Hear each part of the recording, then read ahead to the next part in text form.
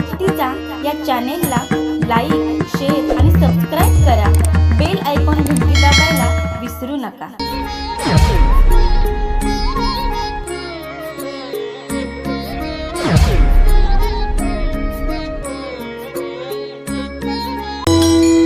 सुंदर ते ध्यान उभे विठेवरी, करकटावरी ठेवोनिया. तुळसी हार गळा कासे पितांबर, आवडे निरंतर हेची ध्यान. मकर कुंडले तळपती श्रवणी, कंठी कौस्तुभमणी विराजित. तुळसी हार गळा कासे पितांबर, आवडे निरंतर हेची ध्यान. तुका म्हणे माझे हेची सर्व सुख, पाहीन श्रीमुख आवडीने. तुळसी हार गळा कासे पितांबर, आवडे निरंतर हेची ध्यान. पांडुरंगा करो प्रथम नमन, पांडुरंगा करो प्रथम नमन, पांडुरंगा करो प्रथम नमन. पांडुरंगा करो प्रथम नमन. दुसरे चरण संतांच्या, दुसरे चरण संतांच्या, दुसरे चरण संतांच्या. त्यांच्या कृपादानी कथेचा विस्तार, त्यांच्या कृपादानी कथेचा विस्तार, त्यांच्या कृपादानी कथेचा विस्तार. माझे सद्गुरुदास तुका, माझे सद्गुरुदास तुका. जीवानी मानेल संतांशी रंजवू चित्तासी आपल्या. शिन झाला मज या संसार संभ्रमे, शीतळ या नामे झाली काया. हे वाट गोमटी वैकुंठासी जाता, रामकृष्ण कथा दिंडीत ध्वजा. सेवे लागी सेवक झालो, तुमच्या लागलो निज चरणा. आहो स्वामी तुकया देवा, यावरी न करा अवेर. मस्तक माझा पायावरी, वारकरी संतांच्या देव म्हणे नाम या पाहे परतोणी. तुझ मी शरण आलो आलो, आता केशी राजा हेची विनवनी. मस्तक चरणी ठेवी तसे लढीवाळ नामा. विठोबाचा दास तयाचे चरणास दंडवत नमो गणित गुणा. देवाधिदेवा माझ्या सोपान देवा, नमन तुझं माझ्या सोपान देवा. नमन तुझं माझ्या सोपान देवा, नमन तुझं माझ्या सोपान देवा. नमो अगणित गुणा देवाधिदेवा. नमो अगणित गुणा देवाधिदेवा. नमो अगणित गुणा देवाधिदेवा. अगणित गुणा देवाधिदेवा. माझ्या सोपान नमन तुझं माझ्या सोपान देवा. नमन तुझं माझ्या सोपान देवा, नमन तुझं माझ्या सोपान देवा.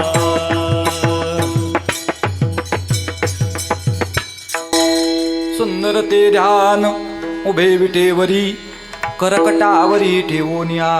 तुळसी हार गळा कासे पितांबर, आवडे निरंतर हेची ध्यान. प्रस्तुत प्राप्त प्रसंग. पर्याप्त सेवेकरता निवडलेला भंग वैराग्य राग रसिक श्रीमंत साधू, वारकरी संप्रदायाच्या कळसस्थानी विराजमान असणारे श्रीमंत महाजगद्गुरु तुकोबाराय महाराजांच्या अभंग संहितेतील आत्यंतिक प्रासादिक असणारा अभंग आणि माझ्या म्हणण्यानुसार जवळजवळ मंडपातल्या सगळ्यांच्या पाठांतरातला असणारा अभंग. किंबहुना एखादा म्हणेल आमचा पाठ नाही, तर मग तो या मंडपात येण्याच्या योग्यतेचा नाही. कारण हा अभंग सर्वतोपरी सर्वांच्या परिचयाचा आहे. नसेल गाथेत वाचलेला, कानावर तर मात्र प्रत्येकाच्या पडलेला आहे, कानपाठ प्रत्येकाचा आहे. त्यामुळं अभंग सर्वांच्या परिचित आहे. खऱ्या अर्थाने अभंगाची रचना पाहायची झाली तर तुकोबाराय संपूर्ण अभंगामध्ये परमात्म्याचं स्वरूप लक्षण सांगतात. ज्याचं स्वरूप लक्षण सांगितलंय त्याच्या नामाचा उल्लेख संपूर्ण अभंगामध्ये कुठेही दिसत नाही. मग तो देव ओळखायचा कसा, तर तो देव ओळखायचा कसा महाराज सांगतायत. ते ध्यान सुंदर आहे.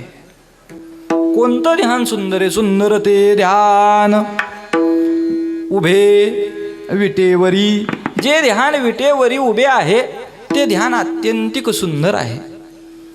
का ते सुंदर दिसतं? महाराज त्याचं वर्णन करतात. त्याच्या कंठामध्ये पवित्र अशा तुळशीच्या माळा आहेत. तुळशी हार गळा, कासे पितांबर, कासेला पितांबर आहे. आणि एवढं लोभ स्वरूप आहे की त्याच्याकडे पाहिल्यानंतर आवडे निरंतर. हेच ध्यान अंतकरणाला प्रसन्न करणार. अजून काय त्याचं लक्षण आहे? महाराज सांगतात मकर कुंडले तळपती श्रवणी. मकराकार कुंडल ज्याने आपल्या श्रवणामध्ये तळपती ठेवलेली आहेत. अनर्घ्य असणार रत्न कौस्तुभमणी ज्याने आपल्या कंठावर धारण केलेले. असा लोभस परमात्मा पाहण्यामध्येच आम्ही आमच्या जीवनाचं सर्व सुख समजतो. तुका म्हणे माझे हेची सर्व सुख. काय सर्व सुख? पाहीन श्रीमुख आवडीने. तुळसी हार गळा, कासे पितांबर, आवडे निरंतर. हेची ध्यान विठ्ठल.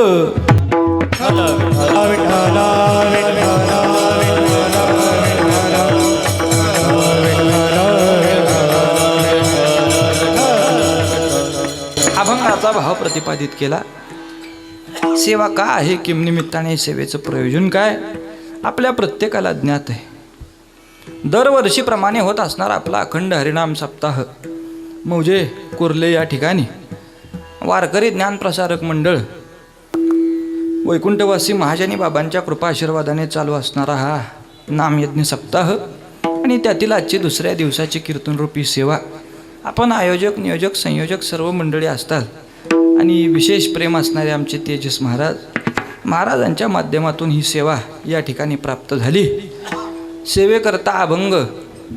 आता येत असताना थोडं चिंतन मी केलं होतं. म्हटलं धर्मनाथ बीजे, मग धर्मनाथ बीजेचा पर्वकाळ असल्यावर थोडं धर्मनाथ बीजेचं बोलावं. पण आमचे हार्मोनियम वादक महाराज तेजस महाराज आमचं बोलणं झालं. महाराज सुंदर ते ध्यान अभंगावर चिंतन आम्हाला ऐकायचं आहे. म्हणलं ठीक आहे. जशी तुकोबाराय ज्ञानोबाराय उपरती देतील, जसा नामदेवराय बोध करतील त्याप्रमाणे अभंगाची सेवा करण्याचा प्रयत्न. विठ्ठल.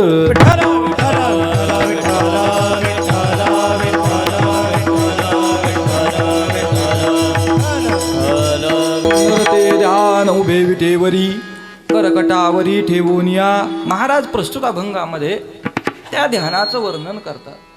तर संपूर्ण ध्यानाचं लक्षण वर्णन करत असताना सांगायचं झालं तर सगळ्या लक्षणावरून आपल्या लक्षात येतं तुकोबाराय कुणाचं वर्णन करताय. श्री पंढरीशाचं केलेलं वर्णन आहे तुकोबारायांनी. मग ओळखावं कसं? अख्ख्या अभंगात तर पांडुरंग परमात्म्याचं कुठेही नाव नाही, पण वर्णन मात्र कुणाचं आहे? पंढररायाचंच वर्णन. कसं? व्यावहारिक दृष्ट्या एखादा माणूस आपल्याला ओळखायचा असला तर व्यावहारिक दृष्ट्या आपण सहज सांगून जातो. नवख्या माणसाला एखाद्याचा परिचय करून द्यायचा असेल तर आपण त्याला सांगतो अहो त्यांचं नाव असं असेल. नाही हो माझ्या लक्षात येणार नाही, काहीतरी खून सांगा. त्यावेळी आपण म्हणतो तिथं गेल्यानंतर त्यांच्या गळ्यात तुम्हाला लाल मफरल दिसेल.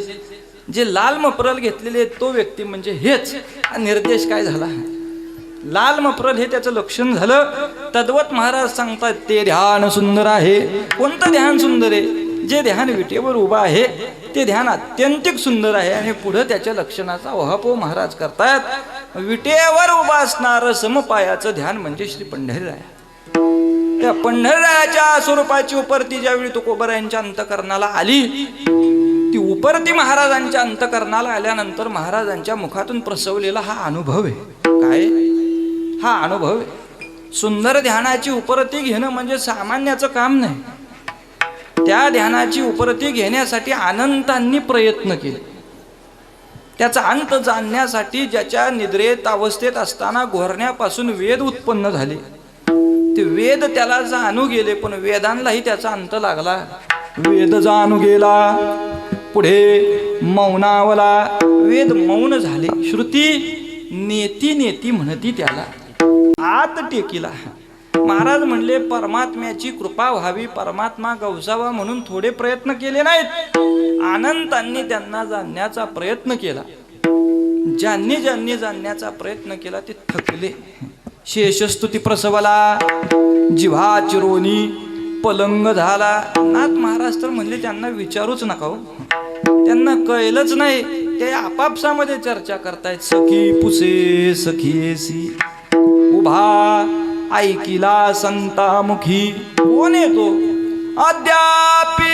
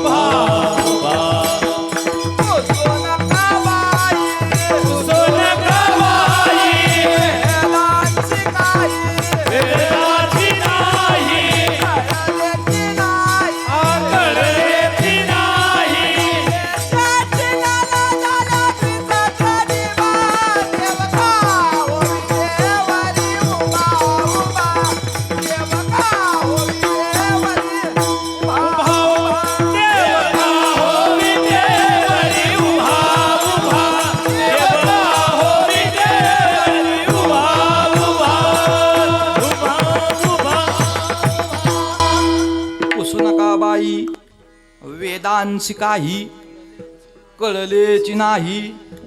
शेष शिनला झाल्या द्विसहस्त्र जिभा जिभा, देव का हो विठेवरी उभा उभा. नाथ महाराज म्हणले अंतच लागला नाही. श्रुती विचारत आहेत अद्यापि वर कटावरी कर भिवरतीर वाळवंटी संत सभा सभा, देव का हो विठेवरी. अंत लागला नाही महाराज.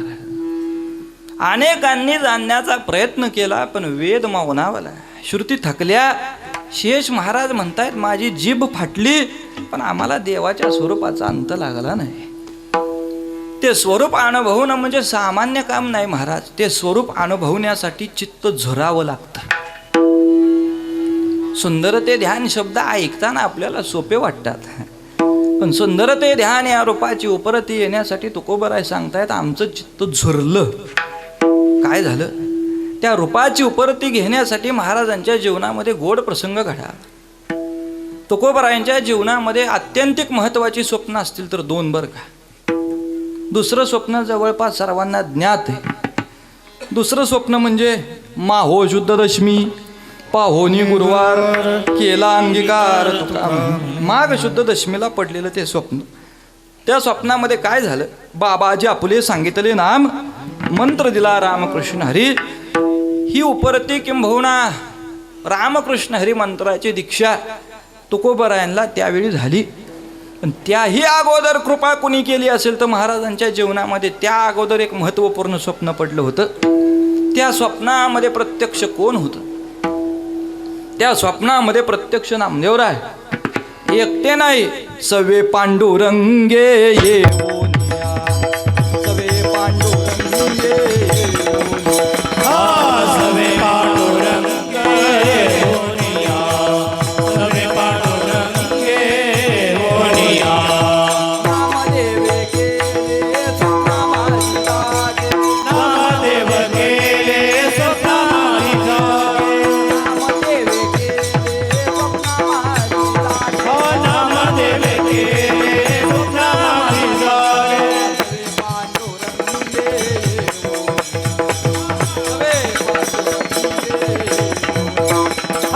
सवे पांडुरंगे येऊनिया, सवे पांडुरंगे येऊनिया.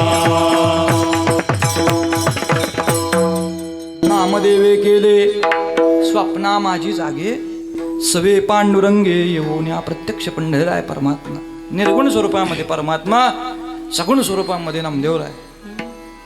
जगद्गुरु तुकोबरायांच्या स्वप्नामध्ये आले आणि महाराजांना सावध करतायत, महाराज जागे व्हा. ज्यावेळी तुकोबरायांना आवाज दिला त्यावेळी जागृतीमध्ये महाराज आले, पण स्वप्न अवस्थेत बरं का. कुठल्या अवस्थेत? स्वप्न अवस्थेत महाराज जागृतीत आले. आता अवस्था किती आहेत? जागृती, स्वप्न, सुषुप्ती, तुर्या, उन्मनी आणि 6वी अवस्था आहे समाधी. वर तुमचा अवतार झाला, ते कार्य पुढे नेण्यासाठी महाराज तुम्ही इथं आलेला आहात आणि त्याची आठवण करून देण्यासाठी मी आलेलो आहे. नेमकं काय करायचंय? फार काय नाही, तुम्हाला एक काम करायचंय, म्हणजे परमात्म्याचे गुणानुवाद गायचे. सांगितले काम करावे कवित्व. पुढचा शब्द गोड वापरला, वावगे निमित्त बोलू नको. काय सांगितलं? काम सांगितलं, कवित्व करा. पण कवित्व शब्दाचा अर्थ काय सांगितला? परमात्म्याचे गुणानुवाद गा. परमात्म्याचे गुणानुवाद गात असताना पुन्हा नामदेवराय सांगतायत, कारण महाराजांना माहिती होतं ती सूचना तुकोबरायांना नव्हती. ती सूचना त्रिकालदर्शी संतांनी बुवा लोकांना दिली होती. काय सूचना आहे ती? वावगे निमित्त बोलू नको, वावग सांगू नको. घरदार, संसार, प्रपंच, बायका, पोरं तिकडं जगणारेस ते हिथं उभं राहिल्यावर सांगू नको. इथं उभं राहिल्यानंतर जेणेकरून अंतरी मूर्ती ठसावी श्रीहरीची, ऐसी कीर्तन मर्यादा आहे संतांच्या घरची. भक्ती ज्ञानाविरहित इतरा गोष्टी न कराव्या, प्रेम भरे वैराग्याच्या युक्ती विवराव्या. ब्रह्मभूत काया होतसे कीर्तनी, भाग्य तरी ऋणी देवायसा. देवाला ऋणी करण्याचं सामर्थ्य या कलियुगामध्ये कशात असेल तर ते शुद्ध कीर्तनामध्ये. आणि ते तुम्ही करावं, मुखामध्ये हरिगुण गावे. आणि हरिगुण गात असताना वावग काही बोलू नका, सांगितलं महाराजांनी. तुकोबराय सहज पुन्हा प्रश्न करतायत, महाराज मला जमेल का हो? तुम्ही सांगताय म्हणले, पण नामदेवराय सांगतायत ते जमेल का नाही ही शंका उत्पन्न होणार होती, म्हणूनच मला यावं लागलं. शक्ती सामर्थ्याची जाणीव करून देण्यासाठीच मी स्वप्नामध्ये आलो म्हटले. हनुमंतरायाला शंका वाटायची, मला समुद्र पार करता येईल का? मला समुद्र पार करता येईल का? पण ज्या दिवशी जांबुवंतांनी सांगितलं, हनुमंतराया अहो जन्मताच तुम्ही सूर्याला गवसणी घालायला गेला होता, मग जिथं तुम्ही सूर्याला गवसणी घालताय तिथं हा समुद्र काय आहे? त्यावेळी हनुमंतरायाला समुद्र शिल्लक वाटू लागला. कधी? शक्तीची जाणीव करून दिल्यानंतर. तद्वत महाराजांना इथं जाणीव करून दिली. नामदेवराय सांगतायत, मागे बहुता जन्मी हेच करीता आलो आम्ही, हेच आपण करीत आलेलो आहोत. परमात्म्याचे गुणानुवाद गाणं हेच आपल्या जीवनाचं ध्येय आहे. आणि माझं राहिलेलं कार्य हे तुम्ही पुढे न्यायचंय म्हटले. तुकोबाराय विचारतात, तुमचं कार्य नेमकं काय? नामदेवराय सांगू लागले वृत्तांत. चंद्रभागे तिरी ऐकेल्या गोष्टी वाल्मिकी शतकोटी ग्रंथ केला. वाल्मिक नावाच्या ऋषीने 100 कोट रामायणाच्या श्लोकामध्ये परमात्म्याचे गुणानुवाद गायले. सगळ्या संतांमध्ये तीच चर्चा चालू. आणि ती चर्चा तुकोबाराया ज्यावेळी माझ्या कानावर पडली, ती चर्चा माझ्या कानावर पडल्यावर माझी अवस्था अशी झाली, तेने माझ्या चित्ता बहु झाला क्लेश, व्यर्थ म्या आयुष्य गमाविले. माझ्या चित्ताला बहु क्लेश झाला. आणि बहु माझ्या चित्ताला क्लेश झाल्यामुळे, क्लेश होण्याचं कारण काय? अखंडित परमात्म्याजवळ वास्तव्य करणारा मी म्हणेल त्यावेळी देव माझ्या हातून जेवतो, मी म्हणेल त्यावेळी देवाने माझी सर्व कामे करावीत. आणि एवढा अधिकार माझा देवावर असताना त्याचे गुणानुवाद मी गावे अशी बुद्धी मला का झाली नाही? म्हणून तेने माझ्या चित्ता बहु झाला क्लेश. आणि त्या क्लेशामध्ये माझ्या हातून अशी घटना घडली म्हणे. पुंडलिकरायाच्या पाठभिंतीला आलो, चंद्रभागा मातेला नमस्कार केला, चंद्रभागेचं तीर्थ हातावर घेतलं आणि तीर्थ हातावरती घेऊन तिथंच संकल्प सोडला, शतकोटी अभंग करीन मी तुझे. काय संकल्प केला? 100 कोट अभंग परमात्म्या मी तुझे करील. पण हा संकल्प करून हातातलं पाणी खाली पडायच्या अगोदर विटेवरचा परमात्मा धावत आला म्हणे, पांडुरंग ऐक नामया. थांबा थांबा थांबा. नामदेवराय काय केलं म्हणले? नामदेवराय म्हणले संकल्प केला देवा. काय संकल्प केला? शतकोटी अभंग करीन मी तुझे. किती? 100 कोट. चेष्टा आहे का म्हणले 100 कोट? कुठं कुठं ऐकलं कुठं म्हणले? हे चित्तात ठसवलं कसं? चंद्रभागे तिरी ऐकेल्या गोष्टी. वाल्मिक नावाचे कोण ऋषी झाले म्हटले, त्यांनी 100 कोट रामायणाच्या श्लोकामध्ये तुझं वर्णन केलं, आम्हाला जमणार नाही. देव म्हटल्यावर नामदेवराया, तुम्ही ज्यांचा वृत्तांत सांगताय त्यांच्या वृत्तांताच्या आयुष्य मर्यादेचा विचार केला तर तयवेळी होती आयुष्याची वृद्धी, आत्ताची अवधी थोडी असे. त्यावेळी आयुष्य मर्यादा तेवढी व्यापक होती, त्यावेळेचं आयुष्य तेवढं होतं. आणि आत्ताची अवधी अल्पयव म्हटले. तुमच्या हातामध्ये असणारी अवधी किती? देव त्यावेळी नामदेवरायाला सांगतायत त्यांचं आयुष्य. नामदेवराया, तुम्ही जो संकल्प केलाय या संकल्पाला तुमच्या हातात आयुष्य किती आहे? नामदेवराय म्हटले, किती आहे देवा? 80 वर्ष आयुष्य पत्रिका प्रमाण. 80 वर्ष आयुष्य पत्रिका प्रमाण. 80 वर्ष आयुष्य पत्रिका प्रमाण. नाम संकीर्तन नामया वृत्ती. नाम संकीर्तन नामया वृत्ती. 80 वर्ष आयुष्य पत्रिका प्रमाण. 80 वर्ष आयुष्य पत्रिका प्रमाण. नाम संकीर्तन नामया वृत्ती. नाम संकीर्तन आयुष्य 80 वर्ष आयुष्य पत्रिका प्रमाण. नाम संकीर्तन नामया वृद्धी. 80 वर्षाचं आयुष्य त्यातलं निम्म गेलंय म्हटले. आणि निम्म्यात 100 कोट होईपर्यंत देह राहील का? नामदेवरायांनी स्मित हास्य केलं. म्हणजे देहाचा विचार आम्ही केलाय कधी? मागे अनंत जन्मापासून तुझ्या बरोबर असताना भक्तीच करत आलो. जन्मोजन्मी आम्ही जोडी येली भक्ती, तेने तुझी प्राप्ती झाली देवा. जन्मोजन्मांतरामध्ये आम्ही भक्ती जोडली आणि भक्तीचा परिणाम आम्हाला तुझी प्राप्ती झाली. त्या प्राप्तीमुळे देवा त्या जन्मोजन्मांतरात आम्ही कधी देहाचा विचार केला नाही. आणि हा संकल्प करताना सुद्धा आमचा निर्धार आहे, देह जावो अथवा राहो, पांडुरंगी दृढ भाव, चरणन सोडी सर्वथा, आन तुझी पंढरीनाथा. अहो, पण संकल्प कसा पूर्ण होईल तुमचा? तुमचा पण सिद्धीला जाईल का देह पडल्यावर? म्हणले तो पण सिद्धीला कसा न्यायचा आता तुझं तू बघ. नामा म्हणे केशवराजा, केला पण चालवी माझा. आम्ही पण करायचा आणि तो सिद्धीला तुम्ही न्यायचा म्हटले. आमचा देह जावं अथवा राहो. देव म्हणला, हे बरं आहे तुमचं. संकल्प करायचे तुम्ही आणि सिद्धीला न्यायचे आम्ही.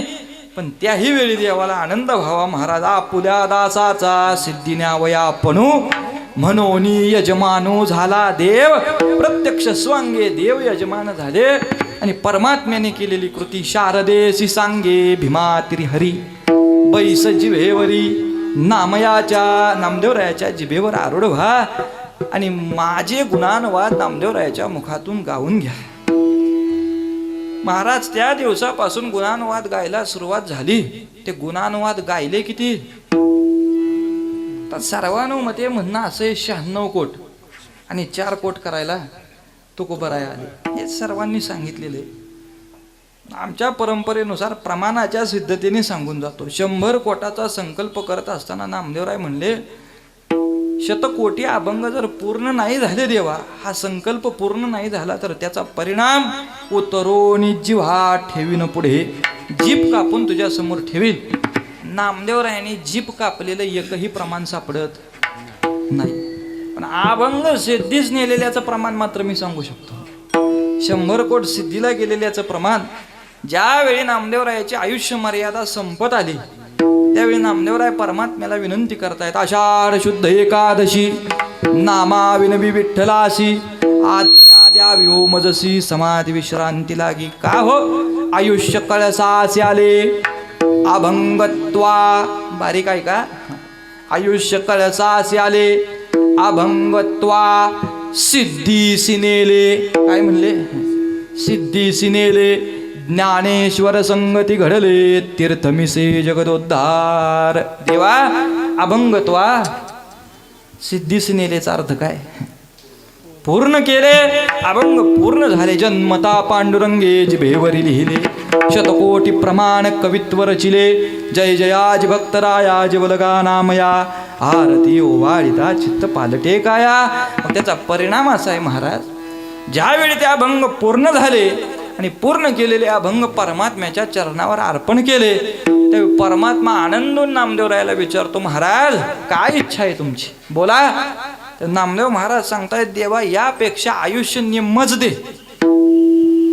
आता जेवढं आम्ही आयुष्य भोगलं याच्यापेक्षा निम्मच आयुष्य दे, पण कार्य मात्र एवढंच करून घे. मना येईल तो जन्म देई, भलते कुळी भलते ठाई, ते मी साकडे घालीत नाही, परी हृदयावरून तो न वजावे.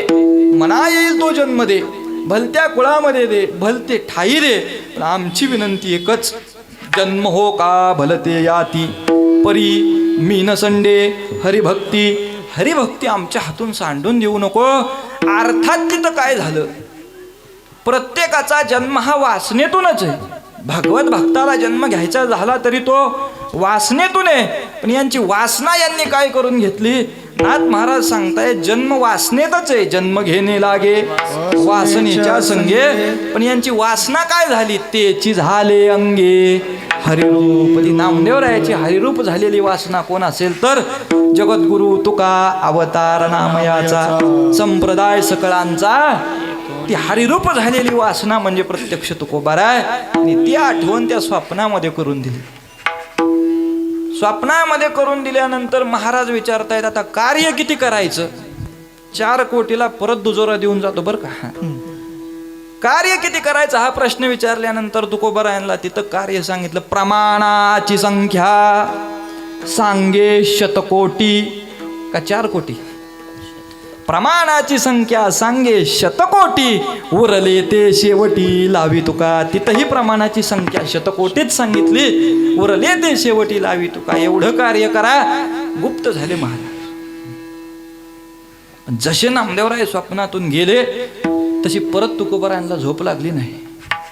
महाराज सांगताय, ज्याचे गुणानुवाद मला मुखातून गाऊन घ्यायचेत, ज्याचे गुणानुवाद मला मुखामधून गायचेत ना, त्या देवाची उपरती आल्याशिवाय ते गुणानुवाद गावे कसे. तो परमात्मा आकलनामध्ये आल्याशिवाय त्याच्या गुणानुवाद गायला सुरुवात करावी कशी. हे चित्त उद्विग्न झालं तुकोबारायांचं. आणि त्याच्या उपरतीसाठी त्या दिवसापासून महाराजांचं चित्त झुरायला लागलं. आणि ज्या दिवसापासून परमात्म्याच्या स्वरूपाची सिद्धी प्राप्त करण्यासाठी चित्त झुरतं त्या दिवसापासूनचा परिणाम आहे विटले हे चित्त प्रपंचापासून व मनते मनी बैसलेसे. प्रपंचापासून चित्त विटून गेलं. ग्रहत्याग महाराजांनी केला. प्रातः समयाला हातामध्ये विना घेतला, चिपळी घेतली, महाराज घर सोडून गेले. दुपारची वेळ झाली, मध्यान्ह भोजन झालं तरी तुकोबाराय आले नाही. संध्याकाळ झाला, आईसाहेब वाट पाहतायत. वाट पाहताना संध्याकाळ झाला. संध्याकाळ झाला तरी तुकोबारायांचं येणं घरी झालं नाही. पंढरायाच्या समोर गेल्या. पंढरायाला सांजवात करतायत ना हो पांडुरंगा रुक्माईच्या कांता. पंढराया सकाळी स्वामी गेले म्हटले, तिने सांजेची वेळ झाली तरी आई येणं झालं नाही. काही खाल्लं असेल का, पाणी पिलं असेल का, कसे असतील माझे स्वामी, आजपर्यंत असा प्रसंग कधी आला नाही. ही चिंता आईसाहेबांच्या अंतकरणाला. आणि त्या अवस्थेत असतानाच कानावर सहज आवाज आला, वहिनी दादा कुठे दिसेना. तो आवाज होता कान्होबारायांचा. तो कान्होबारायांचा आवाज ऐकल्याबरोबर आईसाहेब पाठीमोऱ्या झाल्या आणि पाठीमोऱ्या होऊन कान्होबारायला सांगतायत, महाराज सकाळपासून तुकोबाराय गेले, अजूनपर्यंत येणं झालं नाही. आल्या पावली माघारी जा आणि तुकाराम महाराजांना घेतल्याशिवाय पुन्हा आता घरी येऊ नका. आईसाहेबांनी दिलेली आज्ञा आल्या पावली कान्होबाराय माघारी फिरले. 1 नाही 2 नाही 3 नाही, तब्बल 14 दिवस शोधतायत. किती? 14 दिवस तुकोबारायांचा शोध घेतला. आणि 14 दिवस तुकोबारायांचा शोध घेतल्यानंतर 15व्या दिवशी प्रातःसमयाला भांबनाथ पर्वत कान्होबाराय पाठीमागच्या बाजूने वरती चढताय. तो भांबनाथ पर्वत ज्यावेळी पाठीमागच्या बाजूने वरती चढत होते त्यावेळी वरती चढले. भांबनाथ पर्वत म्हणजे आत्ताचा भामचंद्र डोंगर. तो भामचंद्र डोंगर मागच्या बाजूने वरती चढले. पाठ मोरे बसलेले तुकोबाराय त्यांना दिसले. पाठ मोरे बसलेले तुकोबाराय 15व्या दिवशी ज्यावेळी कान्होबारायच्या दृष्टीला पडले, महाराजांना आवाज देणार इतक्यामध्ये तिथं आकाशवाणी झाली. आणि ती आकाशवाणी तुकोबारायांना सांगते, महाराज नेत्र उघडा, मी तुमच्या 15 दिवसाच्या अनुष्ठानावरती प्रसन्न होऊन तुम्हाला भेट देण्यासाठी आलो. हा महाराजांच्या जीवनामध्ये घडलेला पहिला साक्षात्कार. हा किती दिवसांनी झाला? 15 दिवसा माझी साक्षात्कार झाला. 15 दिवस माझी साक्षात्कार झाला.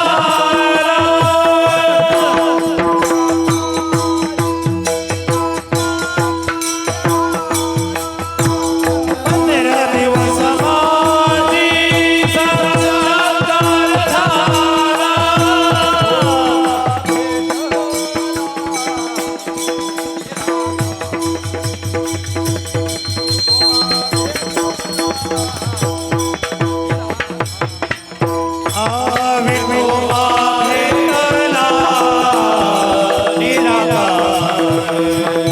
विठोबा भेटला निराकार.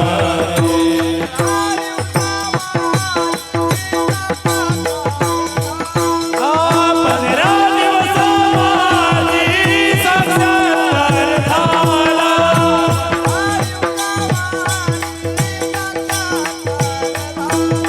15 दिवस माझी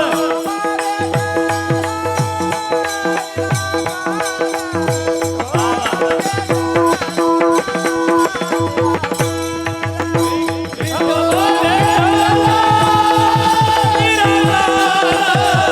विठोबा भेटला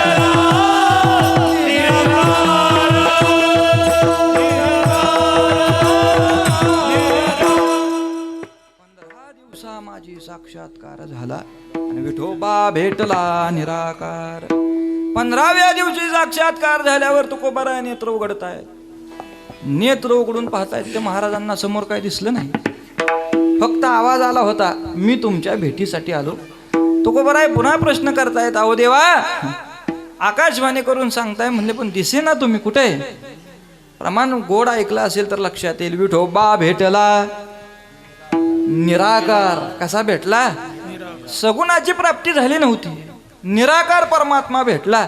महाराज म्हणले कुठे देवा तुम्ही? अहो तुला भेटण्यासाठी देवा माझी अवस्था काय झालेली, कुठे?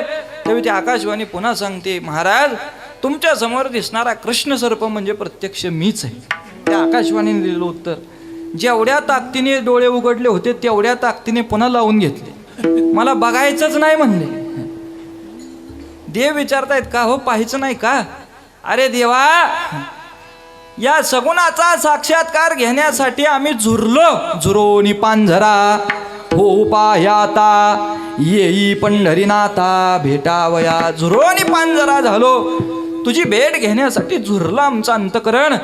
आम्ही तुला भेटण्यासाठी पांढऱ्या सापावर रुसलो आणि पांढऱ्या सापावर रुसल्यानंतर एवढं अनुष्ठान करून तू आम्हाला भेट दिली ती काळ्या सापाच्या स्वरूपात, तुझं दर्शनच घ्यायचं नाही. आता पांढरा साप आणि काळा साप सहज लक्षात यायचा नाही,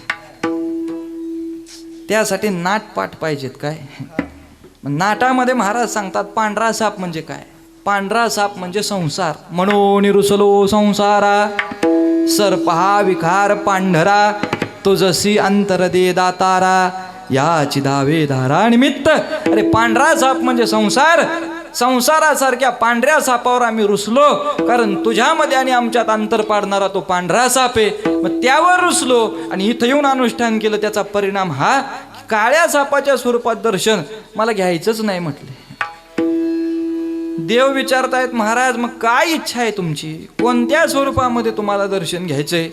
जशी इच्छा कराल तसं दर्शन द्यायला मी तयार आहे. हे शब्द ज्यावेळी निघाले त्यावेळी तुकोबराय सांगतायत देवा आम्ही अन्यत्र रूपाची आसक्ती कधी धरलीच नाही म्हटले. राजस सुकुमार मदनाचा पुतळा, रवी शशिकळा लोपलिया कस्तुरी मळवट, चंदनाची उटी रुळे माळकंठी वैजयंती. या रूपाशिवाय आम्हाला दुसरं रूप आवडलंच नाही. आम्हाला आवडणारं रूप आवडे हे रूप.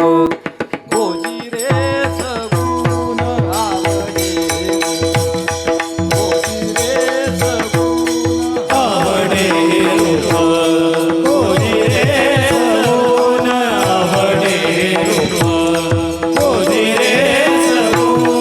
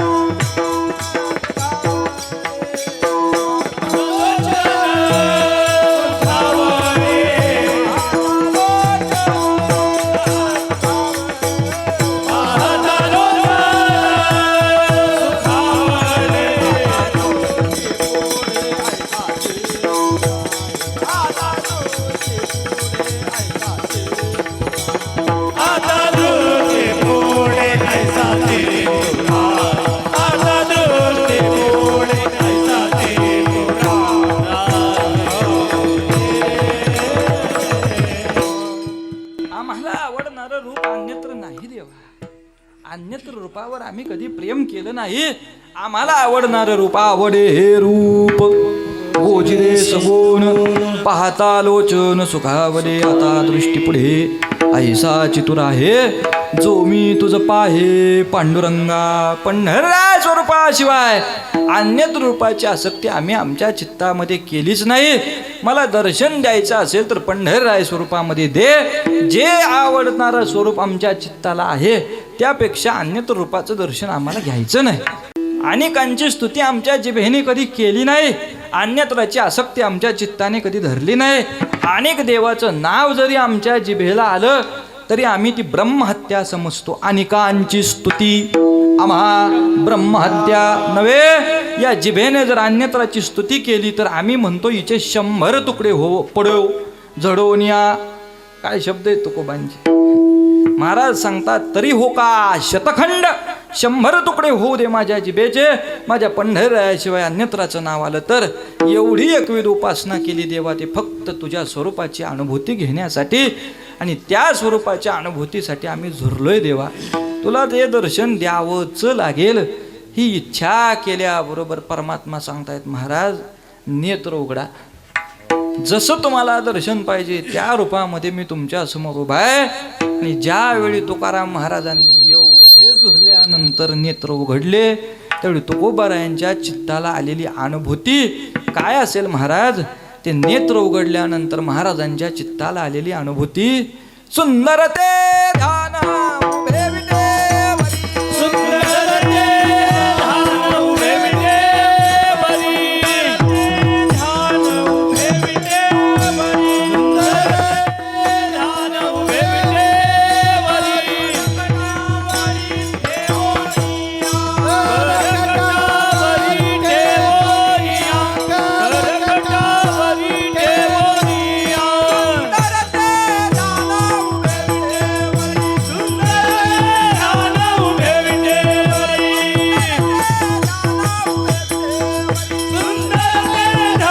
उभे विटेवरी. करकटावरी ठेवोनिया. करकटावरी ठेवोनिया. पहिला साक्षात्कार महाराज स्वतःचा अनुभव प्रकट करतात. ते रूप नेत्राने पाहिल्यावर ते रूप काय दिसलं महाराजांना. सुंदर ते ध्यान उभे विटेवरी करकटावरी ठेवोनिया. ते सुंदर स्वरूप तुकोबारायांना दिसलं. आणि असं सुंदर स्वरूप दिसल्याबरोबर त्या रूपाच्या चरणावर महाराज नतमस्तक झाले. त्या सुंदर स्वरूपाचा अनुभव तुकोबारायांच्या चित्ताला आला. जसे महाराज नतमस्तक होत आहेत तसा परिणाम घडला. महाराज तुका आलिंगीला बाही. परमात्म्याने कडकडून तुकोबारायांना आलिंगन दिलं.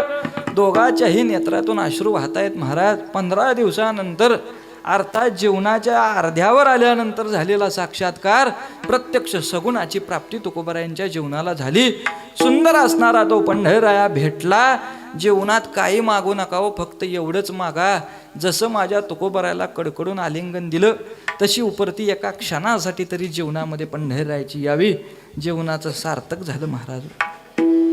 काय तुकोबारायांनी भाग्य साधलं ज्यावेळी पंढररायाने कडकडून आलिंगन दिलं.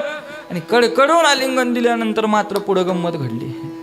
ज्यावेळी कडकडून आलिंगन तुकोबारायांना देता येत त्यावेळी तुकोबारायाचं मुख गेलं इकडं आणि पंढररायाचं मुख गेलं भामचंद्राच्या पाठीमागच्या बाजूला. त्या भामचंद्राच्या पाठीमागच्या बाजूला पंढररायाला दिसले कोण. ऐकताय ना. कान्होबाराय. पाठीमागच्या बाजूने वरती चढून आलेले कान्होबाराय पंढररायाच्या नेत्राला दिसले. त्या आलिंगनातच पांडुरंग परमात्मा आवाज येतो. कान्हा ये म्हटले.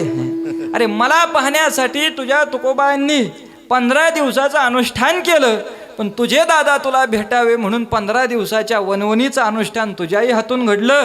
या प्रेमसुखाचा अधिकारी कान्हा तू सुद्धा आहे. परमात्म्याच्या मुखातून हे शब्द निघाल्याबरोबर तुकोबाराय पाहतायत. कान्होबारायला पाहिल्याबरोबर महाराजांचं हृदय भरून यावं. कान्होबाराय आले आणि आल्यानंतर तुकोबाराय सांगतायत कान्हा आता दर्शन घे बाबा. परमात्म्याच्या सगुणाची प्राप्ती तुलाही झाली. आता गोड सगळे ऐकताय म्हणून प्रश्न विचारतो. तुकोबाराही उभे आहेत, परमात्माही उभा आहे आणि कान्होबारायला दर्शन घ्यायचंय. आता दर्शन कुणाचं घ्यावं. परमात्माही उभा आहे, तुकोबाराही उभे आहेत आणि कान्होबारायांना दर्शन घ्यायचंय. कोणी म्हणेल त्यावेळी पांडुरंगा करू प्रथम खाली बस. पांडुरंगा नाही. पहिलं दर्शन कान्होबारायांनी घेतलं. श्री संतांचे माथा चरणावरी साष्टांग हे करी दंडवत विश्रांती पावलो सांभाळा उत्तरी वाढले अंतरी प्रेमसुख. अरे परमात्मा पाहण्याचं प्रेमसुख ज्यांच्या कृपेने आम्हाला प्राप्त झालं ते माझे संत सर्वश्रेष्ठ आहेत म्हणून पहिला नमस्कार तुकोबारायांना केला. आणि मग पंढररायाच्या चरणावर, कारण निर्गुण असणाऱ्या परमात्म्याची सगुणामध्ये प्राप्ती आम्हाला कुणामुळे झाली असेल तर माझ्या तुकोबरायांमुळे झाली. म्हणून पहिला नमस्कार तुकोबरायांना करावा आणि मग पंढरीरायाचं दर्शन घेतलं. महाराज देवालाही आनंद वाटावा. तुकोबराय सांगतायत, देवा तुझी प्राप्ती मला झाली, पण तुझ्या चरणावर वाहण्यासाठी माझ्या हातामध्ये आता काही नाही. माझ्या संसाराच्या वृक्षावर सर्वात सुंदर लागलेलं फळ काय असेल ना, माझा कान आहे म्हटले. हा कान्हाच मी तुझ्या चरणावर अर्पण करतो. तुका अलिंगीला बाही कान्होबाराय ठेविला विठोबाचे पायी. कान्होबारायला परमात्म्याच्या चरणावर ठेवावं. त्यावेळी कान्होबारायाने केलेला प्रश्न आहे, महाराज तुकोबाराया एवढ्या सुंदर परमात्म्याची प्राप्ती आपल्याला झाली, या परमात्म्याची सुंदरता पाहता तुझे निढळे कोटी चंद्रप्रकाशे कमलनयन हास्य वदन हासे. एवढा सुंदर असणारा परमात्मा, पण एवढ्या सुंदर असणाऱ्या परमात्म्याला मला एकच प्रश्न विचारू वाटतो. काय प्रश्न विचारायचे काना विचार. कान्होबारायला पडलेला प्रश्न काय गोड आहे. म्हणून तुकोबरायांच्या नाटाला आटीव बासुंदी म्हणतात. काय तुकोबरायांचे नाट म्हणजे आटीव बासुंदी. त्यामध्ये कान्होबारायाने केलेला प्रश्न आहे, देवा एवढा सुंदर आहे म्हटले तू, राजस सुकुमार आहेस, मदनाचा पुतळा, अरे रवी शशिकळा लोप पावाव्या तुझ्या समोर, एवढा सुंदर असणारा परमात्म्या तू. माझ्या चित्ताला पडलेला प्रश्न एकच आहे म्हटले, एवढा सुंदर जर देवा तू असशील तर तुला प्रसवणारे माता पिता किती सुंदर असतील. सुंदरपणाची साम्यता काय वर्णुते न पवे आता, तू कया बंधू म्हणे रे अच्युता, धन्य ते माता पिता प्रसवली. काय कान्होबारायचे बोल निघले. धन्य ते माता पिता प्रसवली. ज्याने माता पित्याने तुला प्रसवला असेल. आणि हे बोल ऐकल्याबरोबर तुकोबारायाने मस्तकावर हात फिरवा. कान्हा अरे याची माता पिता कोण, या सबंध विश्वाची माता पिता कोण असेल तर हा परमात्मा आहे. हा सगळ्यांची माता पिता आहे. याच्या ठिकाणची ही सुंदरता काय आहे, याच्या ठिकाणची सुंदरता सहज प्राप्त झाली नाही. हे सुंदर ते ध्यान आपल्याला सहज प्राप्त नाही. हे सुंदर ध्यान ज्यांच्यामुळे आपल्याला प्राप्त झालं ना, त्यांचे अगणित उपकार या विश्वावर आहेत. महाराज सांगतायत कान्होबारायांना, कुणामुळे प्राप्त झालं हे सुंदर ध्यान. सुंदर ध्यान सहज प्राप्ती आहे का महाराज. विटेवर उभ्या असणाऱ्या सुंदरते ध्यानाची प्राप्ती सहज नाही. ते सुंदर ध्यान समग्र विश्वाला प्राप्त व्हावं यासाठी विश्वावर उपकार कुणी केले असतील तर तया पुंडलिके केला उपकार, फेडावया भार पृथ्वीचा. या सबंध पृथ्वीचा भार फेडण्यासाठी कुणी उपकार केला. महाराज सांगतायत तो उपकार पुंडलिकरायाने केला.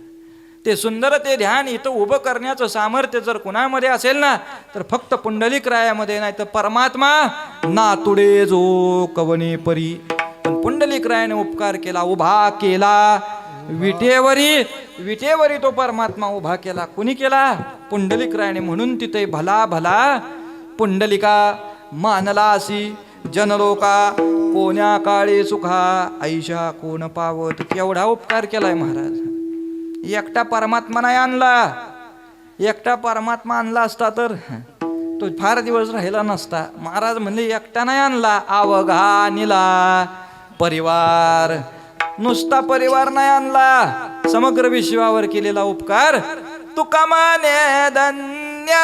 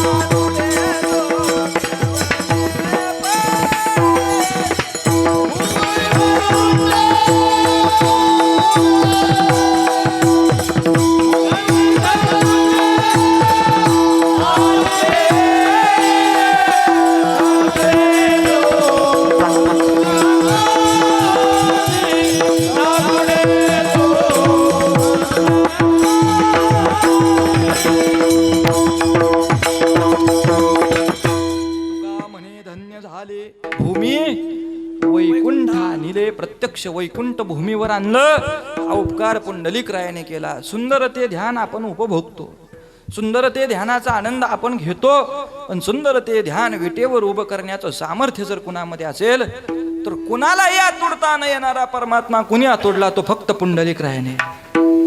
पण महाराज चुकी अशी झाली, समाजासमोर पुंडलिकराय मात्र चुकीचे मांडले गेले.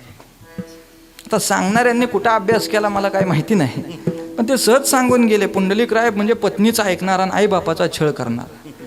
मला एक प्रमाण सांगता का आईबापाचा छळ त्यांनी केलेला? एक कुठं सापडणार नाही महाराज. पुंडलिकरायाने शुद्ध भक्ती केली, शुद्ध अनुष्ठान मांडलं आणि अनुष्ठानाचा परिणाम सुंदर ते ध्यान भूमीवर आलं. याचे अनंत प्रमाण आहेत. एका प्रमाणात ज्ञानोबराय सिद्धता देतात. पुंडलिकाच्या भावार्था गोकुळीहून झाला येता, निज प्रेम भक्ती भक्ता घ्या घ्याता म्हणत असे. काय पाहिलं? भावार्था शब्द ज्ञानोबराय वापरतात. पुंडलिकरायाचा भाव पाहिला. पुंडलिकरायाने विश्वकल्याणासाठी केलेली प्रार्थना आहे. येणे प्रसन्न केले हरा, हरे मज दाखविने निर्धारा, आपण राहोनी पाठीमोरा जगतारिले कीर्तने. प्रत्यक्ष हराला म्हणजे महादेवाला प्रसन्न करून घ्यावं आणि विचारावं विश्वकल्याणासाठी जर अनाकलनीय परमात्मा भूमीवर सोपा करायचा असेल तर काय करावं लागेल? त्यावेळी प्रत्यक्ष महादेवाने उत्तर द्यावं, तुम्हाला अनुष्ठान करावं लागेल म्हणले. ते त्या परमात्म्याच्या क्षेत्रामध्ये करावं लागेल आणि ते अनुष्ठान केल्यानंतर तो अनाकलनीय परमात्मा तुम्हाला प्राप्त होईल. मग ते अनुष्ठान पुंडलिकरायाने केलं. ते कुठं केलं? त्यावेळी सांगितलं त्यांनी पहिलं अनुष्ठान मांडलं शिखर शिंगणापूरला. आता तुम्ही ऐकणारे श्रोते म्हणून सांगून जातो, नाहीतर ह्या प्रकरणांकडे आता कोण शिरत नाही. ते प्रकरण आहेत समाधीची. महाराज त्या प्रकरणामध्ये सांगतायत, येथोनी पूर्व भागे पंढरी. प्रत्यक्ष भगवान शंकर पुंडलिकरायाला सांगतायत, पश्चिमे ब्रह्मा शंकर निर्धारी, अवतार करे पाठारी मानदेशी महादेव. इथून पश्चिमेला गेला तर ब्रह्माशंकर म्हणजे भीमाशंकर आहेत. करे पाठार मानदेश म्हणजे आपला सगळा असणारा पुरंदराचा भाग. तिथं माझं वास्तव्याचं स्थान आहे.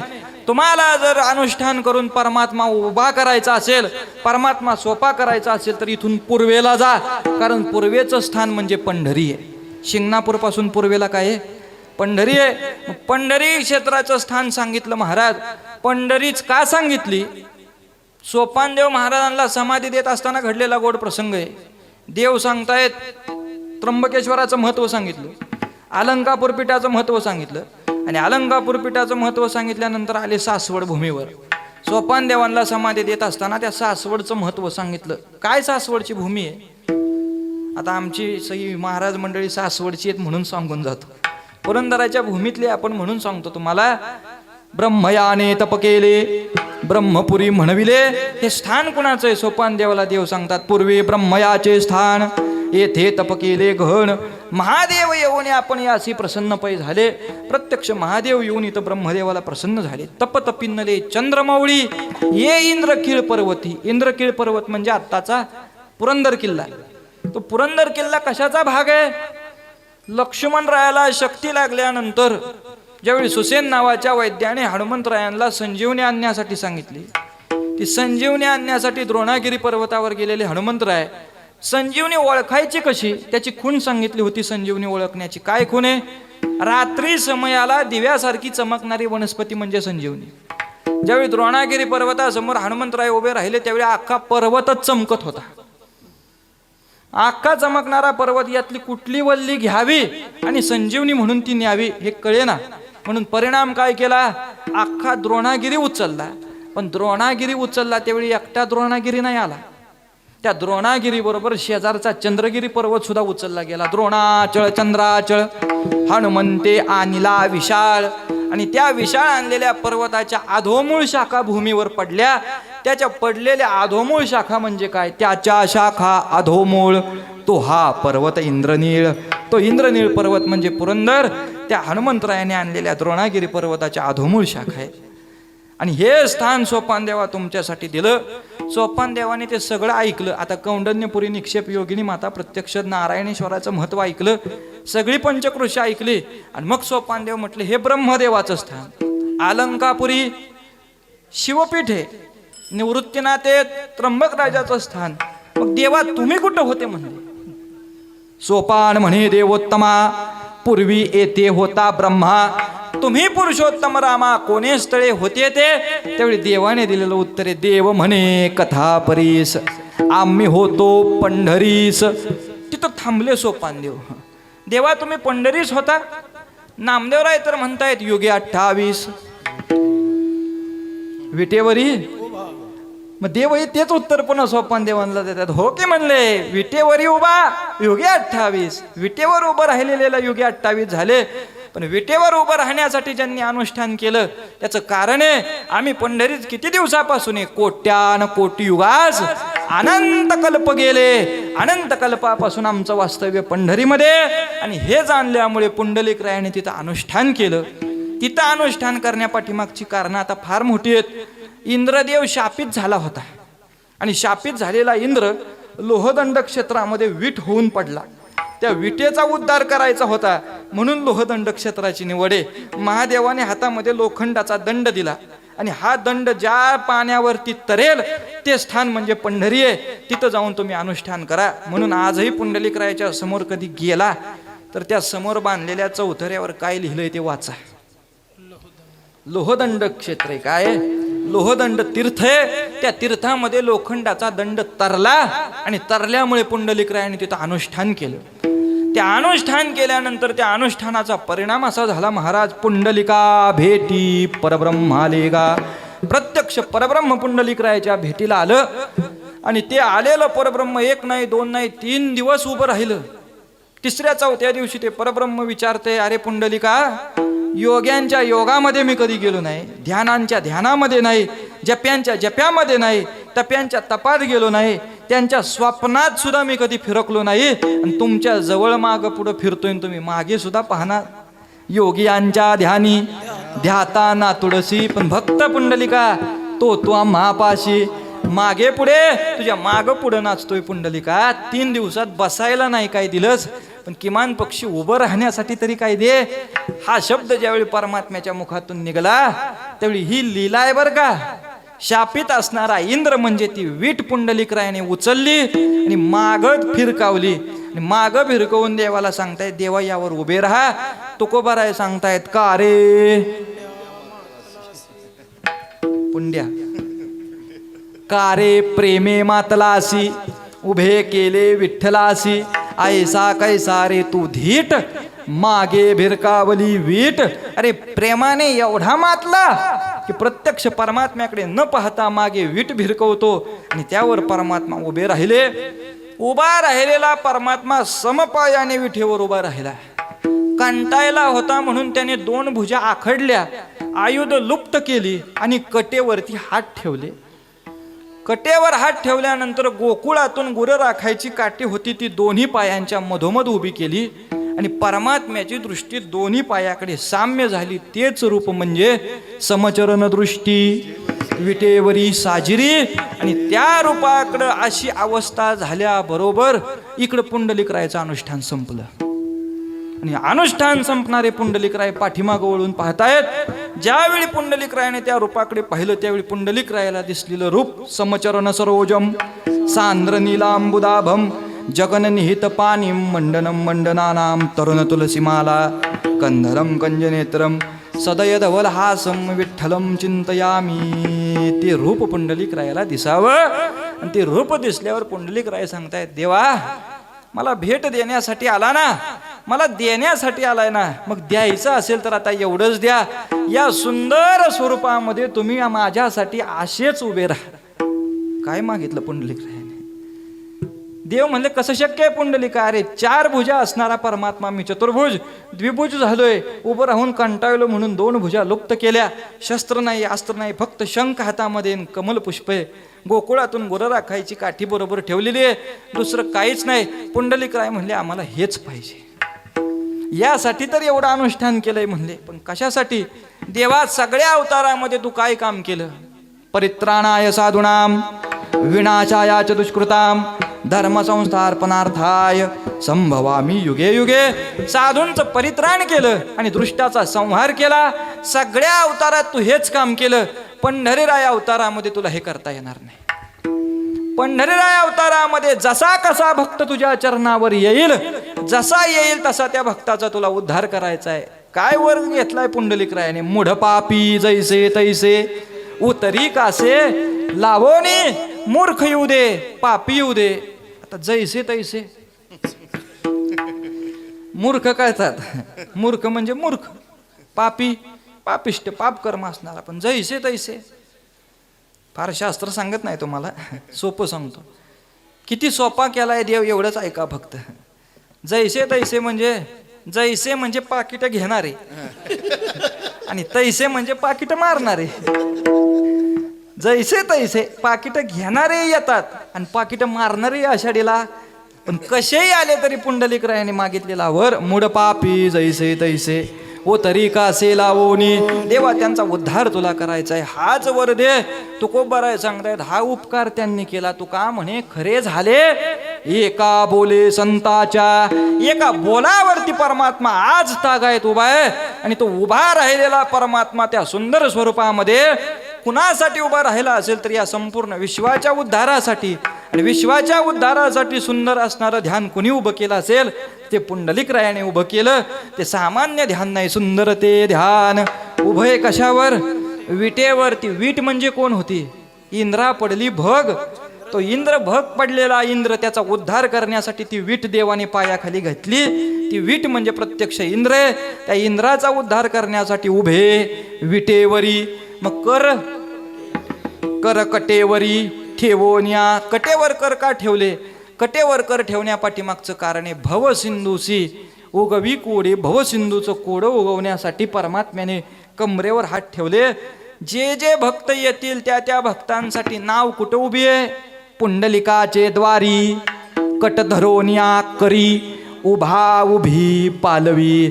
उभा उभी पालवणारी ती नाव भवसिंधूतून तरुण नेहणारी आहे. म्हणून त्याने कमरेवर हात ठेवले. तारू भला पांडुरंग पाय भिजो नेदी अंग. पाय सुद्धा भक्ताचा भवनदीत भिजू देणार नाही. माझ्या भक्ता भवनदीमध्ये नाही बुडला पाहिजे म्हणून करकटावरी परमात्म्याने कमरेवर हात ठेवले. पुढं काय वर्णन करतायत महाराज त्याचं? महाराज सांगतायत एवढं सुंदर ध्यान आणि ते सुंदर दिसतं कशामुळे? अभंगाचं दुसरं चरण. तुळसी हार गळा असे पितांबर.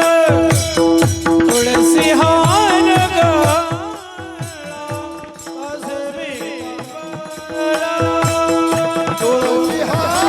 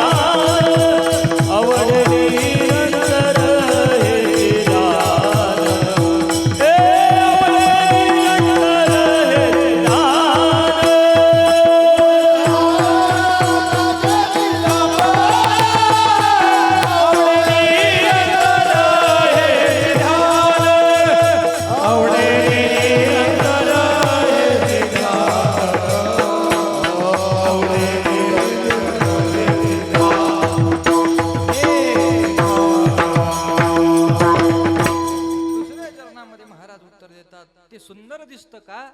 तुळसी हार गळा, कासे पितांबर, आवडे निरंतर हेचे ध्यान. कंठामध्ये पवित्र तुळशीचे हार आहेत. आता तुलसी का धारण केली, पितांबर का धारण केला, मकर कुंडल का धारण केली, अनर्घ्य रत्न कौस्तुभ मणी का धारण केला, आणि मग महाराजांना ते का आवडलं, एवढं ऐकायचंय तुम्हाला. 11 वाजले, धावतो सांगून जातो. चला, तुळशीचे हार कंठामध्ये धारण केले का केले? तुळशीचे हार कंठामध्ये धारण केले. आपण रोज अभंग ऐकतो त्यामुळे आपल्याला त्याची सूक्ष्मता माहिती नाही, पण अभंग जर चिंतनाला घेतला तर सप्त्यामध्ये मला नाही वाटत दुसरा अभंग परत काल्यापर्यंत घ्यावा लागेल. व्यापकता या अभंगामध्ये भरलेली आहे. तुलसीचे हार कंठामध्ये धारण केले या पाठीमागचं कारण जालंधराचा मृत्यूच होत नव्हता. जालंधर मरत नव्हता या पाठीमागचं कारण पातिव्रत्याचं सामर्थ्य त्याच्या पाठीमागं होतं. आणि निष्ठावान असणारी पतिव्रता म्हणजे वृंदा. त्या वृंदेचं पातिव्रत्याचं सामर्थ्य एवढं होतं की भगवान शंकर युद्ध करत असताना सुद्धा जालंधराचा मृत्यू होत नव्हता. त्रिदेवामध्ये भरलेली सभा आहे. ब्रह्मदेवाने हात वर केले, मला पातिव्रतेच्या अर्थात पतिव्रतेच्या नादी लागणं जमणार नाही. मी मूळचा शापित झालेलो आहे म्हटले. मग कोण? भगवान विष्णू, तुम्हाला जावं लागेल. भगवंता तुम्ही जावा, काय छळवात करायचा तो करा, पण क्षणासाठी का होईना त्याचं पातिव्रत्य भंग करा. तेवढ्या क्षणार्धामध्ये मी जालंधराचा वध करतो. ठरलं.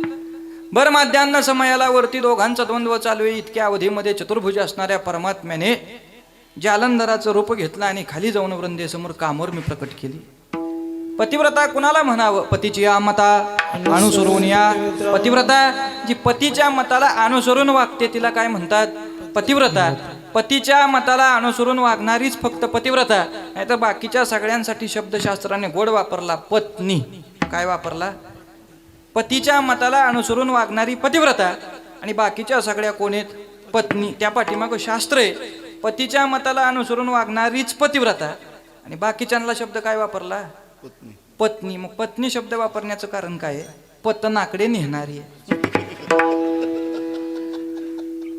कळलं त्यांनी, घ्या, फार व्यापक करू नका.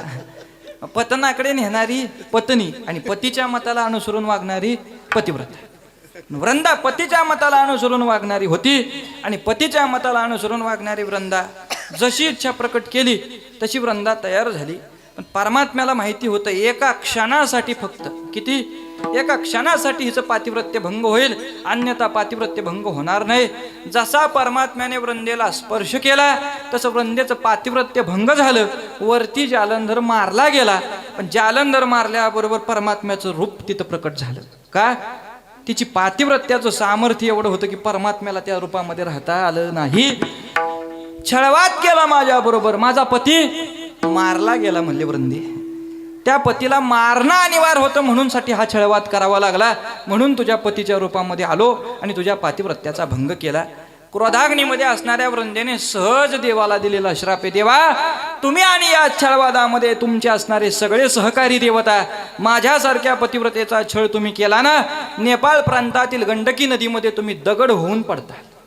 काय वृंदेचा श्राप आहे? तुम्ही माझा केलेला छळ आहे. मग या छळाचा परिणाम नेपाळ प्रांतामध्ये असणारी गंडकी नदी, तिथं तुम्ही पाषाण होऊन पडताल.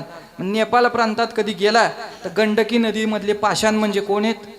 त्या गंडकी नदीमध्ये सापडणारा पाषाण म्हणजे प्रत्यक्ष शाळीग्राम आहे. शाळीग्राम म्हणजे प्रत्यक्ष विष्णुमूर्ती आहे. पण श्राप दिल्यानंतर वृंदा म्हणते, देवा मी श्राप दिला, पण श्राप दिल्यानंतर आता मी विचार करते, माझा पती तर मारला गेला, पण आयुष्यभर पतीची केलेली सेवा आणि पतीच्या सेवेला अनुसरून वागणारे मी, माझा आता पुढे काय होणार? त्यावेळी परमात्मा सांगतायत, वृंदे काळजी करू नको, निष्ठावान असणारी पतिव्रता तुला आता योग अग्नी प्राप्त होईल आणि ज्या ठिकाणी तुझं शरीर भस्म होईल त्या ठिकाणी एक रोप उत्पन्न होईल. ज्यावेळी वृंदेचं शरीर भस्म झालं, त्या भस्म झालेल्या शरीरातून एका रोपाची उत्पत्ती झाली आणि ती रोप म्हणजे प्रत्यक्ष तुलसी. ती तुलसी उत्पन्न झाली आणि त्या तुलसीचा एवढा महिमा आहे की परमात्मा नेपाळ प्रांतात गंडकी नदीमध्ये शालिग्राम होऊन पडले.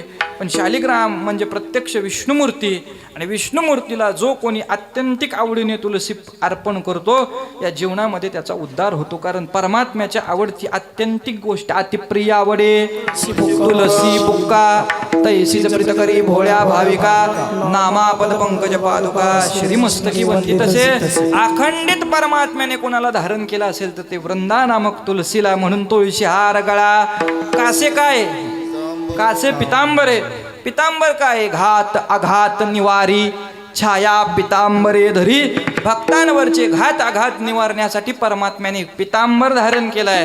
परमात्मा जाणतो माझ्या भक्तावर घात आलाय, तो घात आल्याबरोबर कशाची छाया उत्पन्न होत असेल तर पितांबर शेला कैसा गगनी झळकला, गरुडावर बैसोनी माझा. माणसं तिथं चुकीचा पाठ म्हणतात बरं का, पिवळा पितांबर म्हणतात. काय म्हणतात? पिवळा पितांबर कैसा गगनी झळकला. अरे पितांबर शब्दाचा अर्थ काय? पीत अधिक आंबर बरोबर पितांबर. जे पिवळं आहे आणि आंबर आहे म्हणजे पिवळा असणारं वस्त्र त्यालाच पितांबर म्हणतात. तिथे पिवळा शब्द लागत नाही. पितांबरा सहित शेला गगनी झळकला. का झळकला? गरुडावर बैसोनी माझा कैवार्याला, भक्ताचा कैवार करण्यासाठी कासे पितांबर, कमरेला पितांबर आहे. पुढं काय धारण केलं त्याने? मकर कुंडले. मकराकार कुंडले का धारण केली? त्याची कथा फार मोठी. आता पहिला अवतार आहे देवाचा तो मत्स्य अवतार आहे. काय? मत्स्य अवतार. मकराकार कुंडल अवतारापासून कुठले आहेत? 8व्या. मकराकार कुंडल त्याने धारण केली कृष्ण अवतारापासून. आता कथाभाग सगळा सांगत नाही, पण कृष्ण अवतारात धारण करण्यापाठीमागचं कारण काय आहे? दशरथ राजाच्या हातून श्रावण बाळाची हत्या झाली आणि श्रावणाची हत्या झाल्यानंतर राजा दशरथाने विचार केला, माझ्यासारखा विरक्त महात्मा श्रावणाची हत्या करतो. आता दशरथासारखा विरक्त महात्मा अख्ख्या त्रेतायुगात नव्हता. ज्यावेळी रावणाचं अराजक माजलेलं ते अराजक संपवण्यासाठी रावणाचे नित्यांकित सुरवर झाले जी समस्त, ब्रह्मादिका चिंताद्भूत ती रमानाथ प्रार्थिला. देवा तुम्ही जन्म घ्या. देव म्हणले विरक्त माणसाचं नाव सांगा. अखंड विषयासक्त असणाऱ्याला मी स्पर्श करत नाही. त्यावेळी सगळ्यांनी सांगितलं राजा पोटी बहुविरक्त या लागी जन्मा येईल रघुनाथ. जी अखंड विषयासक्त भगवंत त्याशी स्पर्शेना. दशरथ राजा निवडला. एवढा विरक्त असताना त्याच्या हातून कोण मारला गेला? ब्राह्मण मारला गेला. अर्थात श्रावण बाळाची हत्या झाली. आता कशी झाली काय तुम्हाला माहिती आहे? मायबापाची कावड घेऊन कुठं निघाले? तीर्थयात्रेला. तहान लागली म्हणून कुठं ठेवली? झाडाखाली ठेवली. आणि पाणी आणण्यासाठी हेच ऐकलंय ना आपण. मला वाटतंय असल्या कथा कोणतरी सांगत होतं त्यावेळी सुद्धा. म्हणून तुकाराम महाराजांनी धरणे करायला सांगितलं होतं, पाहून या ग्रंथ करावे कीर्तन. नाथ महाराजांनी सांगितलंय हो, लौकिकाची लोकवार्ता श्रावणे पितरे झाडी ठेविता. असं जर कुठल्या वक्त्याने सांगितलं ना, म्हणले हे तर समूळ अबद्ध कथा. श्रावणाने एका क्षणासाठी सुद्धा मायबाप खाली ठेवले नाही. मायबापाची कावड खांद्यावर असताना अंधारात श्रावण बाळाला चुकून बाण लागला. दशरथ राजाच्या कानावर फक्त बुडबुड बुडबुड असा ध्वनी गेला आणि ध्वनीच्या दिशेने त्याने बाण मारला, पण तो बाण लागला श्रावणाला. अंधारे श्रावणा ते वधी, माता पिता खांदे असता. मायबाप खांद्यावर आहेत आणि राजा दशरथ येऊनी पाहे, श्रावणे बाणेची विंदीला आहे. श्रावणा तुला बाण लागला, गतप्राण होशील. राजा तू मारला का रे? हो. आता गोड संवाद येतो राजा दशरथ आणि श्रावणामध्ये झालेला. राजा दुःख करू नको. अरे तुझा बाण मला लागल्याबरोबर श्रावणाची बाण लागता. नाटवेची माता पिता, नाटवेची देह ममता, राम म्हणता प्राण त्यागी. अरे माझ्या मुखाला तुझा बाण लागल्याबरोबर राम आला. राजा दुःख मानू नको. तुझा बाण नाही, बाण नो हे ब्रह्मपूर्ण. अंतिम आठविला राम, अंतकाळाला माझ्या मुखाला राम आला. बाण नाही, हा ब्रह्मपूर्ण आहे. राजा दशरथाला आनंद झाला. श्रावणाचे शब्द ऐकले. पण सवाष्टक ब्राह्मण अर्थात श्रावणाच्या आईबापाला ज्यावेळी समजला आपला मुलगा गतप्राण झाला, विवळ झाला अंतकरण, राजाला श्राप देता येत. राजा आम्हास विदले पुत्र दुःख, तुझही होईल पुत्रवियोग. तुला सुद्धा पुत्रवियोगाने मरावं लागेल. राजा चिंतेत पडला. क्षणार्धामध्ये पुन्हा आनंदित झाला. का? अरे मला ब्राह्मणांनी श्राप दिला. काय श्राप दिला? मला पुत्रवियोगाने मरायचंय. आनंदला नृपमणी काही मी पुत्रमुख देखेन. अरे म्हणजे मला पुत्राची प्राप्ती आहे, पुत्राची प्राप्ती आहे. एवढ्यामध्ये दुःख विसरला आणि परिणामतः ते तिघही गतप्राण झाले. तिन्ही सांजेच्या वेळेला वशिष्ठांना बोलावून त्यांना मंत्राग्नी दिला आणि मंत्राग्नी दिल्यानंतर पुन्हा राजा विचार करतो, मी एवढा विरक्त वागलो, एवढा ब्रह्मनिष्ठ वागलो, पण तिन्ही सांजेच्या वेळेला माझ्या हातून हे ब्राह्मण मारले गेले. मी असं काय पाप केलं होतं? वशिष्ठ सांगतायत काळजी करू नको, तुझं पूर्वकर्म होतं, त्या पूर्वसंचिताने तुझ्या वाट्याला आलेला हा भोग आहे. आता पूर्वसंचित सांगत बसत नाही, ते फार मोठे. वाचून घ्या पहिल्या अध्यायामध्ये जलचर पक्षी यांचे युग्म, तिथपासून ती कथा चालू होते. मग तिथं फक्त एकच गोष्ट लक्षात ठेवा, हे जलचर पक्षी म्हणजे श्रावणाचे मायबाप, आणि श्रावण म्हणजे मासा होता. कोण होता? मागच्या जन्मात माशाच्या स्वरूपामध्ये श्रावण बाळ होता. आणि जलचर पक्षी म्हणजे श्रावणाचे आईबाप होते. त्या आईबापाने अर्थात त्या जलचर पक्ष्यांनी सरोवरातलं पाणी संपलं म्हणून त्या माशाला चोचीत धरून चालवला होता. पण वनवा लागला, दोघही अंध झाले आणि झाडाला धडकून तो मासा कुठं पडला? अग्नीमध्ये पडला, तरफडला.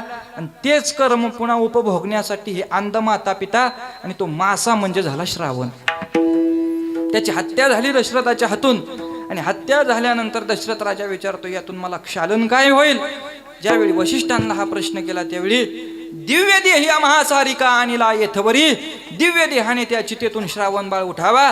राजा, या पापातून तुला क्षालन पाहिजे असेल तर आमची एकच इच्छा पूर्ण कर. माझं नाव श्रावण आहे. मूळ अवतारामध्ये माझा विचार केला तर पूर्व अवतारामध्ये मी मत्स्य आहे, म्हणून मत्स्य ही गोष्ट भूमिका लक्षात ठेव. आणि या अवतारातला मी श्रावण. तू मला मारलं, तुझ्या पोटी प्रत्यक्ष भगवान जन्म घेणार आहेत.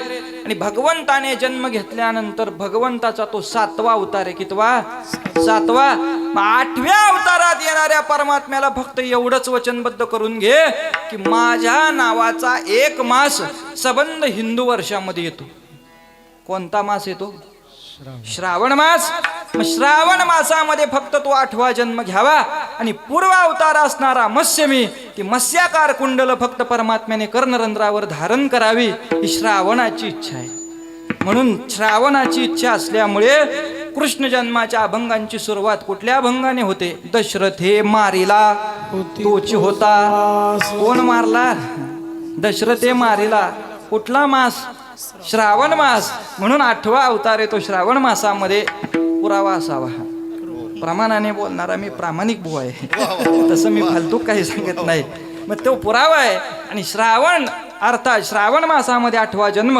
आणि तोच श्रावण मत्स्य अवतार असल्यामुळे मकर कुंडले तळपती श्रवणी, कर्णरंध्रावरती तळपणारी ती मकरकार कुंडले म्हणजे श्रावण बाळाची इच्छा आहे.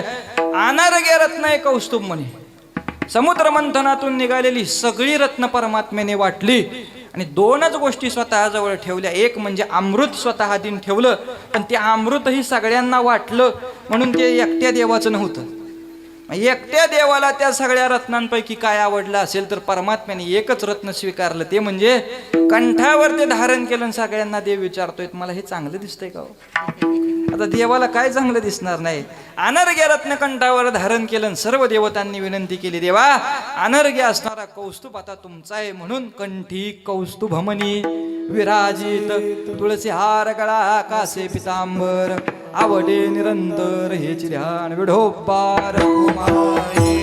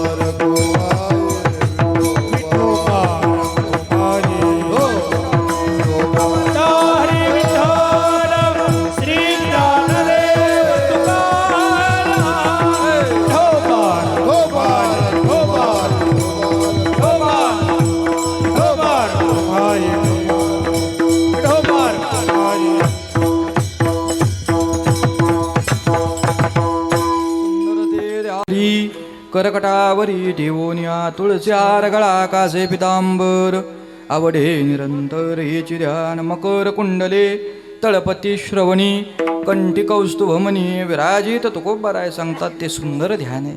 का सुंदर आहे? ते विटेवर उभे, त्याचे हात कटेवर आहेत. विटेवर का उभं राहिलं? इंद्राचा उद्धार करण्यासाठी विटेवर उभं राहिलं. कमरेवर हात ठेवले सगळ्यांना तारण्यासाठी. तुलसीचे हार घातले वृंदेचा उद्धार करण्यासाठी. पितांबर कंठावर धारण केला. तो पितांबर कंठावर धारण केला कारण पितांबर कमरेवरती धारण केला भक्तांचा कैवार करण्यासाठी. श्रावणाची इच्छा म्हणून मकर कुंडले तळपती श्रवणे आणि देवतांची इच्छा म्हणून कंठी कौस्तुभमणी विराजित. असं असणारं ध्यान, हेच ध्यान आमच्या जीवनाचं काय आहे? तुका म्हणे माझे हेची सर्व सुख. आमचं सर्व सुख काय असेल ना, तर असं सर्व लक्षणाने युक्त असणारं ध्यान पुन्हा पुन्हा नेत्राने पाहणं. पाहीन श्रीमुख आवडीने. कोणतं श्रीमुख? तुळसी हार गळा कासे पितांबर आवडे निरंतर हेची ध्यान. ज्ञानेश्वर माऊली ज्ञानराज माऊली तुम्हारा हे ज्ञानेश्वर माऊली ज्ञानराज माऊली तुम्हारा माऊली हरी विठ्ठल श्री ज्ञानदेव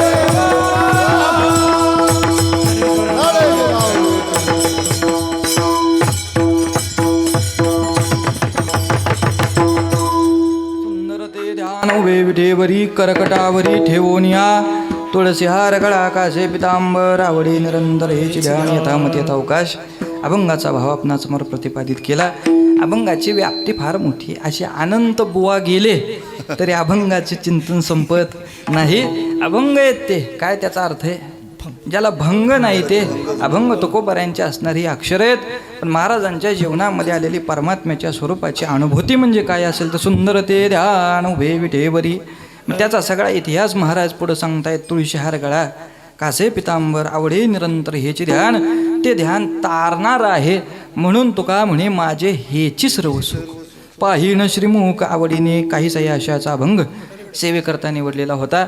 मगाशी सांगून गेलो दरवर्षीप्रमाणे चालत असणार आपला अखंड हरिनाम सप्ताह आणि त्यातील आजची दुसऱ्या दिवसाची सेवा. आपण आयोजक नियोजक संयोजक सर्व मंडळी आणि त्यामध्ये प्रामुख्याने असणारे आमचे तेजस महाराज, आमच्या पुरंदर तालुक्याचं भूषण आहेत महाराज. महाराजांच्या चरणामध्ये नतमस्तक महाराजांमुळे या ठिकाणी प्राप्त झालेली सेवा. गोड ज्यांनी साथ दिली आमचे ऋतिक महाराज, तेजस महाराज, सगळीच गुणीजन मंडळी असतील सर्वांच्या चरणारविंदी नतमस्तक. हार्मोनियमची साथ बाबांनी दिली. बाबाही आमच्याकडचेच शिंदेवाडीचे पुरंदरचे असणारी सगळीच मंडळी. आमचे संभाजी महाराज आलेत आमच्याबरोबर. आपल्या तोंडल गावची सगळी लोक आलेली आहेत. त्यांच्याही चरणी नतमस्तक. आता तुम्ही म्हणाल तुझी सगळी घेतली ना, आम्ही नसतो तर. प्रभू तुम्ही महेशाची मूर्ती, मी दुबळा अर्चित असे भक्ती. म्हणून बोल गंगावती स्वीकाराल की याने सर्वांच्या चरणाचं दर्शन घेतो. पुनश्च एकदा परमात्म्याला विनंती, आपल्या अंतकरणातील हरिभक्ती अशीच दृढ होत राहो. आपल्या हातून संप्रदायाची सेवा याच निष्ठेने घडावी हीच सदिच्छा व्यक्त करून याच ठिकाणी सेवेला पूर्णविराम. नामदेव जनाबाई, नामदेव जनाबाई, वदनाबाई नामदेव